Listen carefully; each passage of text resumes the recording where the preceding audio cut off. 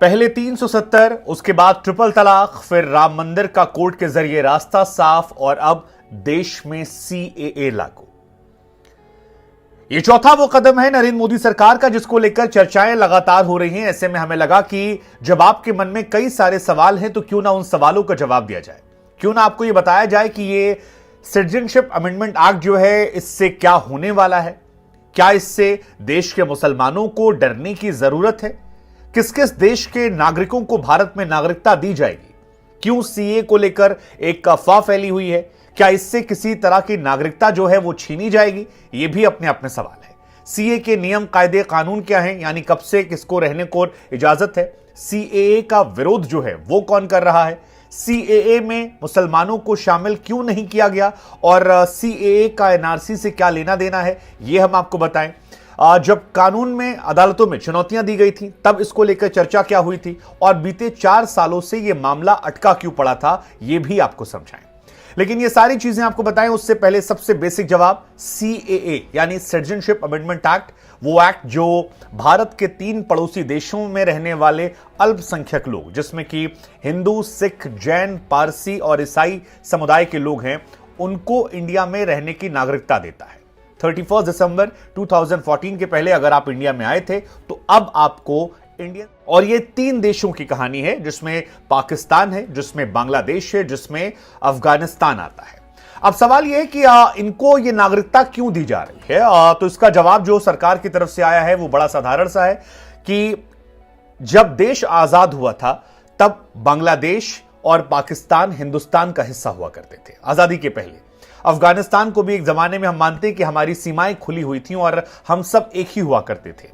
ऐसे में वो तमाम नागरिक जो यहां पर रहते हैं इन 3 देशों में, अगर वो अपने देश में खुश नहीं थे और प्रताड़ित थे या किसी और वजह से इंडिया की तरफ शिफ्ट कर गए थे, चाहे लीगल वे से या शरणार्थी बन के या फिर छिप छिपा कर बेवकूफ बनाकर, और यहां पर वो हैं, तो ये एक्ट उन्हें सम्मानजनक रूप से नागरिकता देने वाला है, यानी कि इज्जत के साथ उनको नागरिकता मिलेगी और उनको इंडिया में फिर से जीवन जीने का मौका मिलेगा as a citizen of India, तमाम कानूनी बाधाओं को हटाकर।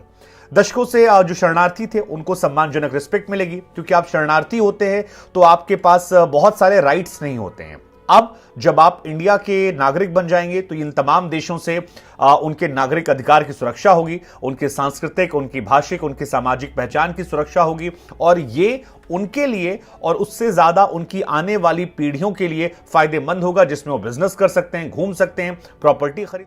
अब सबसे पहला सवाल कि क्या इससे देश के मुसलमानों को डरना चाहिए? जवाब है नहीं। नहीं इसलिए क्योंकि सीएए से जो जानकारी आई है उसके मुताबिक सीएए से किसी की नागरिकता जाने वाली नहीं है, ये नागरिकता रहेगी, छीनी नहीं जाएगी। मतलब इंडिया का कोई भी सिटीजन जो है उसकी नागरिकता ली नहीं जाएगी, चाहे वो किसी भी धर्म का हो, इवन इंक्लूडिंग मुस्लिम पीपल। दूसरा सवाल कि मुसलमानों को मौका क्यों नहीं दिया गया है, तो इसका जवाब जो सरकार की तरफ से दिया गया है उसके हिसाब से कहा गया है कि क्योंकि बांग्लादेश, अफगानिस्तान और पाकिस्तान, ये तीनों कंट्री जो है ये मुस्लिम कंट्रीज हैं। ऐसे में यहां पर लोगों के राइट्स खत्म नहीं होते हैं।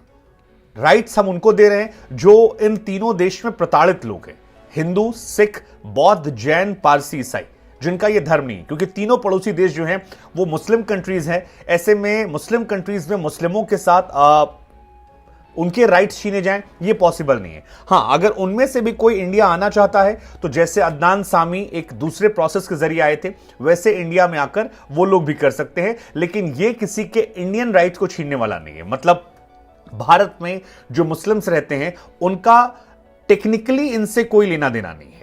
इस पूरे उससे ये जो पूरा स्टेप है ये ह्यूमैनिटेरियन ग्राउंड पर लिया गया है और नागरिकता देने में किया जा रहा है। हालांकि इसे पहले करने की बात कही गई थी, लेकिन बीच में कोविड आ गया, इस वजह से इसे अब एक क्वेश्चन है कि फिर इसका विरोध क्यों हो रहा है और इसको लेके इतना प्रोटेस्ट क्यों है। तो इसके प्रोटेस्ट कई हिस्सों में है। एक तो कहानी ये कि सीए जब 2019 में लागू हुआ था तब इंडिया में दिल्ली में जामिया इस्लामिया, इसके अलावा शाहीन बाग, लखनऊ से लेकर असम तक काफी प्रोटेस्ट हुआ था। अब प्रोटेस्ट में भी दो कहानी, एक कहानी है प्रोटेस्ट की कि डर यह है कि हमारी कॉन्स्टिट्यूशन राइट चले जाएंगे, जो डर था कि नागरिकता छीनी जाएगी, बट नागरिकता वाली कहानी जो है वो एनआरसी में है, सीए में नहीं है। सेकंड कहानी जो है वो नॉर्थ ईस्ट के स्टेट्स को लेकर है, जहां पर नॉर्थ ईस्ट के स्टेट लोगों को डर यह है कि अगर एक्स्ट्रा लोग हमारे स्टेट में आते हैं तो जो उनके कल्चरल राइट्स हैं, जो उनका कल्चर है, कहीं ना कहीं वो डाइल्यूट हो जाएगा या मिक्स हो जाएगा। इससे कल्चरल आइडेंटिटी पर खतरा हो जाएगा और वो नहीं चाहते हैं। इसी वजह से असम में खास तौर पर इसको लेकर काफी प्रोटेस्ट हुआ था। दूसरा प्रोटेस्ट की वजह जो थी, जो हमने आपको बताया कि नागरिकता जाने की बात है, जिसमें एनआरसी का मामला, लेकिन इस बार जो लागू हुआ है वो एनआरसी नहीं है, वो सीए है। सीए और एनआरसी में डिफरेंस ये कि सीए से मुसलमानों को डर नहीं है, लेकिन नागरिकता संशोधन, नेशनल रजिस्टर ऑफ रजिस्ट्रेशन जो है एनआरसी, जब वो लाया जाएगा तब उसमें यह पहचान की जाएगी कि इंडिया में कौन कौन अवैध रूप से रह रहा है। तो जो अवैध रूप से लोग रह रहे होंगे उनको लेकर वहां पर डर होगा। उसी में चल रहा था कागज दिखाइए वरना बाहर जाइए। तो सीए में किसी को कागज नहीं दिखाना है, कागज दिखाने कहानी एनआरसी में आती है। इसका पूरा प्रोसेस आपको बता दें, जो 1955 में भारत में नागरिकता संशोधन कानून है उसको 8 बार अपडेट किया गया है और 2016 में इंडियन पार्लियामेंट में इसे पेश किया गया था। 10 दिसंबर 2019 को लोकसभा में और नेक्स्ट डे राज्यसभा में इसे पास किया गया था। देन 12 दिसंबर 2019 को राष्ट्रपति से मंजूरी मिली थी। फिर बीच में काफी प्रोटेस्ट हुआ और अब 11 मार्च 2024 को इसे केंद्र सरकार ने सीए की अधिसूचना जारी करते हुए लागू कर दिया है, यानी कि अब वो अप्लाई कर सकते हैं। 8 बार इसको लेकर संशोधन हुआ है, 4 साल का लंबा इंतजार, 8 बार एक्सटेंशन। और अब इंडिया में बांग्लादेश, अफगानिस्तान और पाकिस्तान से रहने वाले हिंदू, सिख, बौद्ध, जैन, ईसाई लोगों को इसकी अलॉटमेंट जो है वो कर दी जाएगी और वो अगर 30 दिसंबर 2014 के पहले इंडिया में आकर रह रहे थे तो वो यहां पर रह सकते हैं। हालांकि एनआरसी को लेकर जो डाउट है या जो इसका विरोध आएगा वो इसलिए आएगा क्योंकि मुस्लिम समुदाय का ऐसा मानना है कि सीए जब लागू हो जाएगा उसके बाद गवर्नमेंट ऑफ इंडिया का नेक्स्ट स्टेप जो है वो एनआरसी होगा, जो शायद इंडिया में मुस्लिम कम्युनिटीज को लेकर क्वेश्चन करेगा।